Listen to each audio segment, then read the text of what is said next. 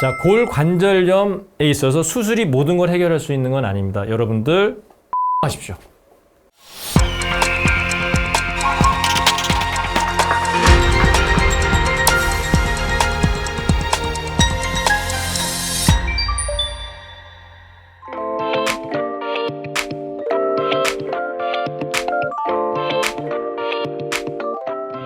네, 안녕하십니까. 연세본정외과 원장 이재만입니다. 오늘은 근골격계에 있어서 퇴행성 질환의 증상과 치료에 대해서 여러분들과 좋은 시간이 되길 바라겠습니다. 일단은 그 퇴행성 질환이라는 것은 이제 나이가 드시면서 오는 질환인데요. 크게는 제일 많이 이제 여러분들 경험해 보시고 또 나이가 드시면서 무릎에 퇴행성 관절염이 있을 수 있고요. 그다음에 오늘 디스크 질환과 척추관 협착증에 대해서 간략하게 엑기스만 사이다로 만들어서 여러분들과 함께 공유를 해보도록 하겠습니다. 자, 일단 기본적으로 먼저 무릎의 퇴행성 변화에 대해서 좀 얘기를 하면요. 이제 류마티스 관절염 같은 것도 여러분들 면역 이상에 따른 변화로 올 수도 있지만 나이가 드시면 퇴행성 관절염은 다 온다 이렇게 얘기 드릴 수가 있습니다. 그 다음에 핵심은 연골입니다.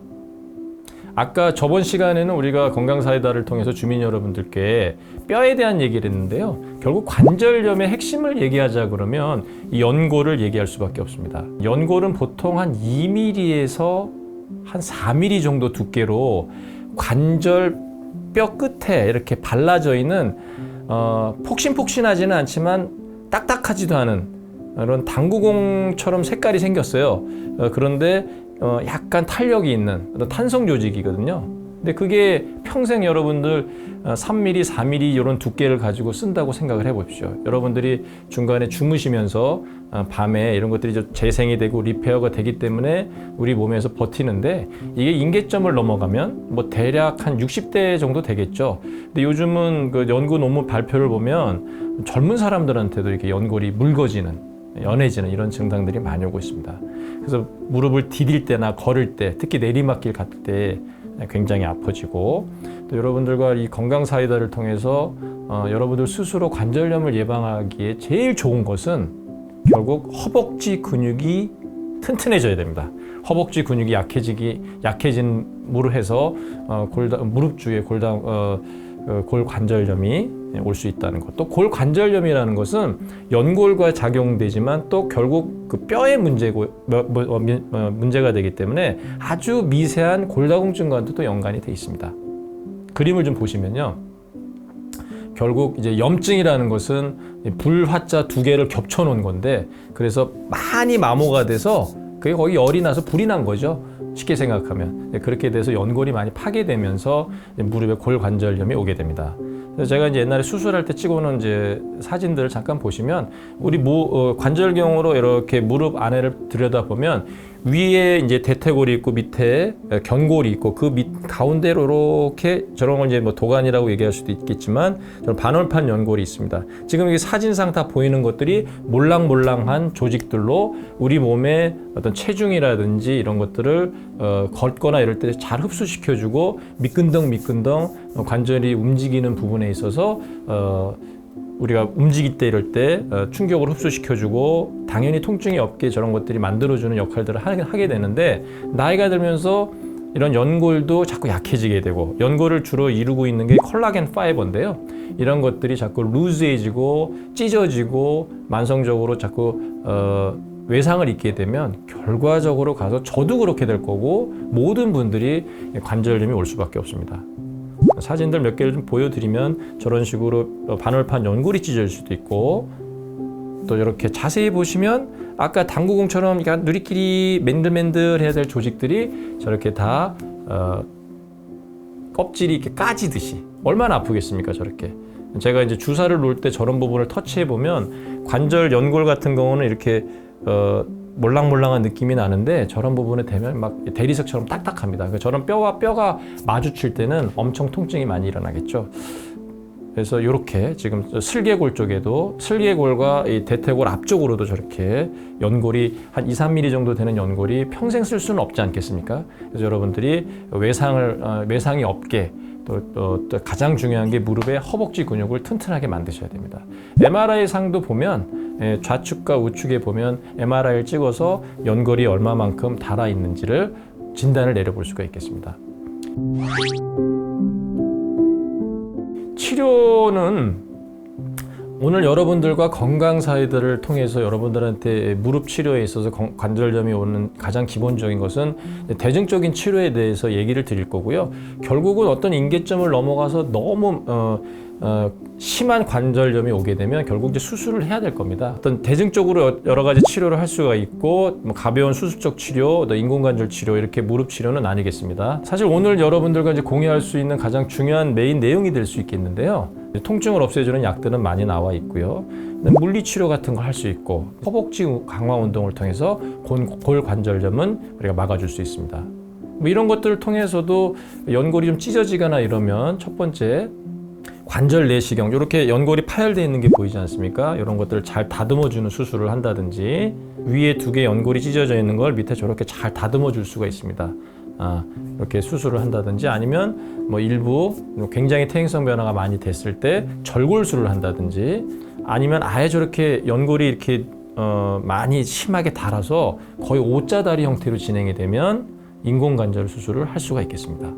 결국은 그래서 이게 또 운동이라든지 대퇴사두근 강화 운동이 여러분들 되게 중요한데 그런 걸 통해서 또 약물 복용해서 안 되면 이게 또 제 환자였던 부분인데 다리가 저렇게 심하게 오다리로 쩔뚝쩔뚝 이렇게 오리처럼 걸어다니면서 고통스러워하는 우리 할머니들 이런 분들한테는 양쪽 인공관절을 통해서 좋은 결과를 날 수도 있기 때문에 자 수술은 어떻게 됩니까? 제가 정형외과 의사지만 가지고 있는 제 철학은 수술은 될 수 있으면 안 하는 게 좋습니다. 미루고 마지막에 가서 수술하셔도 절대 늦지 않습니다. 그래서 여러분들이 수술을 선택할 때 저는 조그맣게 이렇게 병원을 운영하고 있지만 저 같은 사람한테도 와서 한번 상담하시고 또 대학병원 가서도 한번 상담하시고 또 이렇게 뭐 시립병원이라든지 여러 한 세 군데 정도는 다니면서 여러분들이 수술 결정은 좀 신중하게 하셨으면 좋겠습니다. 자, 이 퇴행성 변화가 이제 무릎에만 오는 게 아니라 허리에 왔다. 그러면 허리에 또 연골처럼 충격을 흡수해주는 디스크라는 게 있습니다. 그 디스크가 닳게 되고 없어지고 마모되면서 척추 디스크가 생기고 척추 디스크가 더 진행이 돼서 나이가 들면 척추 신경을 꽉 조여오는 이런 척추관 협착증이 생길 수도 있습니다. 척추 디스크의 퇴행성 변화를 잠깐 여러분들과 보시면 MRI상 척추 디스크와 이제 척추 신경이 이렇게 놓여 있는데요. 지금 보신 것처럼 디스크가 튀어나왔다 하더라도 수술을 안 했다 하더라도 2-3개월 정도 지나면 저 디스크가 흡수됩니다. 아까 보여드린 저 MRI 디스크 영상 자료는 바로 접니다. 제가 디스크가 왼쪽으로 터져가지고 한 2-3개월 고생했던 적이 있었어요. 그런데 수술 안 하고 대퇴사두근 운동과 이 허벅지 근육 또 둔부 근육 운동, 허리 운동을 통해서 제가 스스로 낫기 때문에 반드시 여러분들 디스크가 수술해서 난다고 생각하는 것도 이 구민 여러분들은 이 사이다를 통해서 여러분들이 좀 아셨으면 하는 내용입니다. 그렇다고 해서 수술을 하지 말라는 게 절대 아니고 증상이 있거나 굉장히 심한 통증, 그다음에 신경학적 마비가 오고 이러면 응급적으로 수술을 해야 되는 경우도 많이 있습니다. 전문의들과 반드시 의논을 나누셔야 되고요. 디스크는 지금 그림에 나오는 것처럼 물을 흡수한 연골 조직이 안에 있고 그 밖에를 섬유 조직이 둘러싸이는 몰캉몰캉 그렇다고 이렇게 물렁물렁한 조직은 아닙니다. 그런 조직으로 되어 있고요. 척추에 충격 흡수를 해주는 역할을 합니다. 코어 머슬에 대한 얘기를 많이 하실 거예요.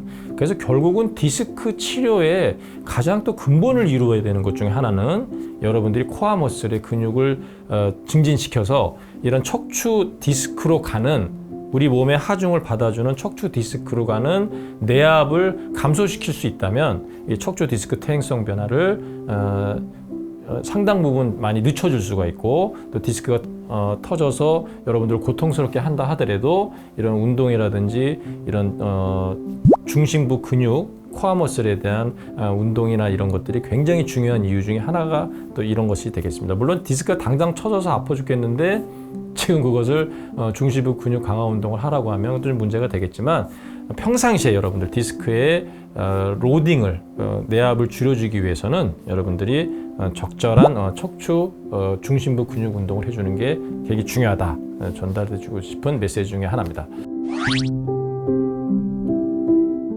그 다음에 또는 그 척추 디스크에 맞춰서 이게 신경근이 나오고 있지 않습니까? 감각과 운동을 지배하는 신경인데, 저런 게 디스크가 터지면 저런 신경을 누르게 되기 때문에 좌골신경통이라든지 여러분들 이런 식으로 다리가 저린 거, 이런 것들도 나타나게 되겠죠. 그래서 디스크 관절 치료에 또 중요한 것은 스스로가 항상 적절한 생활 습관을 통해서 운동을 꾸준히 하셔서 엉덩이 근육이라든지 척추 길이근을 잘 발달을 시키면 디스크로 가는 로딩이 줄어들 것이고, 디스크로 인한 퇴행성 변화들이 상당 부분 지연시킬 수 있는 그런 효과들도 있으니까 여러분들 스스로는 운동을 많이 하시길 바라겠습니다. 제가 결국 디스크가 터져서 오시게 되면 척추 후궁을 절제해서 척추 디스크가 신경을 누르는 부분들을 좀 감압할 수가 있겠고요. 척추 디스크가 터져 나온 부분들을 우리가 직접 마취하에 척추 디스크 제거술도 할 수 있습니다. 자, 그렇게 디스크가 터지는 디스크 퇴행성 변화를 지나서 이제는 디스크뿐만 아니라 앞에 여러 가지 인대라든지 척추강 내로 여러 조직들이 비우되면서 척추관 자체를 누르게 되면 이런 환자분처럼 간헐적 파행이라는 증상을 나타내는, 조금만 걷다 보면 다리가 줄어서 쉬었다 가야 돼요, 이런 증상들을 얘기하게 됩니다. 이것이 허리 퇴행성 질환에서 또 많은 부분을 차지하고 있는 척추관 협착증의 아주 특이한 증상이 되고요. 여러분들 동네 병원이나 저도 요즘 많이 하고 있지만 또 대학병원 이런 신경을 이렇게 차단해 줄 수 있는 여러 가지 블럭 시술들도 해서 증상을 낮추기도 하는데요. MRI를 통해서 보시면 저 녹색 선에 거져 있는 네 번째, 다섯 번째 척추 척추 디스크 있는 부분을 이렇게 잘라서 펼쳐 보면 저 안에 중심부에 있는 신경이 이렇게 안에 신경 척수액도 있고 신경 구조물이 좀 여유가 있어야 되는데, 앞에서는 디스크, 옆에서는 우리 인대, 그 다음에 뒤에서는 관절, 이런 것들이 막 이렇게 자라 들어오면서 신경을 꽉 조이게 됩니다. 그러면 마치 우리가 목을 조여서 숨을 못 쉬는 것처럼 다리가 절절절해서 조금만 걷다 보면 쉬어야 되는 그런 증상들이 나타나는 게 척추 퇴행성 변화로 인한 척추관 협착증입니다. 이렇게 척추관 협착증이 오면 정상 부분이 윗부분이고 이렇게 뻘겋게 신경이 눌려서 이런 압박으로 인한 증상들이 오게 되면 여러 약물 치료라든지 이런 것들을 해야 되는데, 결국은 이게 오고 나서도 여러분들이 최소한 하여튼 척추 길이근이라든지 등 근육을 강화시키는 운동들은 꾸준히 해주셔야지 더 악화되는 걸 막을 수 있고요. 척추관 협착증은 척추 여러 수술 중에 그래도 비교적 굉장히 드라마틱한 효과를 내기 때문에 척추 유압술이나 이런 것들을 하지 않고 간단하게 척추 감압술이나 이런 걸 통해서도 증상을 많이 완화시킬 수 있는 부분이 있기 때문에, 증상이 굉장히 심할 때는 여러분들이 운동만 할 게 아니라 전문의들 찾아가서 또 수술적 상담도 해볼 필요는 있겠습니다. 그래서 결국은 이 척추 질환의 퇴행성 변화가 와서 디스크도 파열될 수 있지만 이런 척추관 협착증도 올 수 있다는 거 여러분들과 오늘 이렇게 공유를 해봤고요. 자, 제일 중요한 것은 제가 우리 환자들한테 오는 여러분들 입장에서 정말 중요한 건 우리가 약물 치료나 운동 치료 이런 부분들이 되겠고, 특히 운동을 여러분들 많이 하셔야 되고요. 척추 후궁 절제술이라든지 척추 유압술을 통해서 이런 증상들을 완화시킬 수 있지만 수술이 모든 걸 해결해 주지는 않습니다. 제가 20년 정형외과 보듯한 지 20년 정도 됐는데요. 제가 처음에 정말 수술도 많이 했습니다. 그때 당시 수술해줬던 환자들이 아직도 아프다고 척추 수술해줬던 분들이 절 찾아오는 경우도 있습니다. 그래서 척추 수술이라는 게 모든 문제를 해결해 줄 수는 없고요. 디스크로 가는 퇴행성 변화라든지 이런 척추 것을 예방하기 위해서는 여러분들 척추 길이근과 또 중심부 근육을 강화시켜주는 운동이 굉장히 중요하다는 메시지를 다시 한번 드립니다. 허벅지 근육, 또 중심부 근육, 좀 이렇게 근육에 대한 얘기를 많이 했고요. 퇴행성 변화는 결국 연골이 닳는 건데 골다공증과도 연결이 되어 있습니다. 그래서 그런 골관절염에 여러분들이 스스로 할 수 있는 가장 근본적인 것들은 무릎 관절에 있어서는 대퇴사두근 운동을 충실히 꾸준히 열심히 해주시고요. 그 다음에 허리에 있는 어떤 디스크라든지 이런 것들의 퇴행성 변화를 여러분들이 막기 위해서는 척추 기립근이라든지 중심부 근육 강화 운동들을 생활화하시고 열심히 하시면 여러분들이 골관절염으로 인한 고통으로부터 조금은 해방될 수 있을 거라고 저는 믿습니다. 골관절염에 있어서 수술이 모든 걸 해결할 수 있는 건 아닙니다. 여러분들 운동하십시오.